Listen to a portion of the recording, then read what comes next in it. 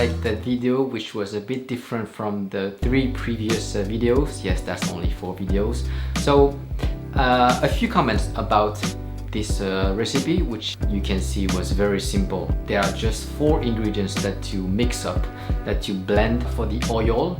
It's better to use a neutral oil, like if you use olive oil or the flavored oil, you will have obviously the flavor of that oil on top of the pistachio paste, and you might want to avoid that if you're looking for a strong pistachio flavor. Second thing is the pistachios themselves. Choose a pistachio that are already peeled, otherwise it's gonna be a lot of work, and choose them raw pistachios. The brand I chose, it's not a brand, well, it's they are called super green pistachios, so they are harvested at a very early stage. That's why they have this very super bright green color, rich green color, and that's why this paste is so green without any use of food coloring. It's a bit pricey, but at least it's 100% natural.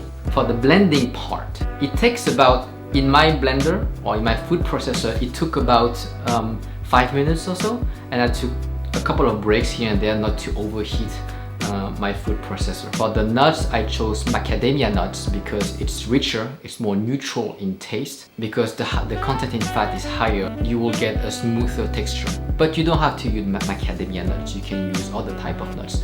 You can use almonds or cashew nuts. The thing is, it's better to use white color nuts so that you can keep the green color of the pistachio. And last but not least, once you make the paste, you can keep up to about 3 weeks to a month in the fridge. And that's it for today. I hope you liked the video. Please give it a thumb up. Let me know what you think about this style of filming, this style of shooting, of editing.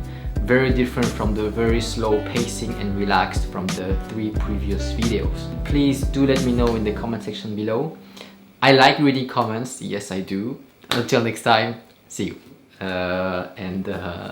Until next time, enjoy your cake.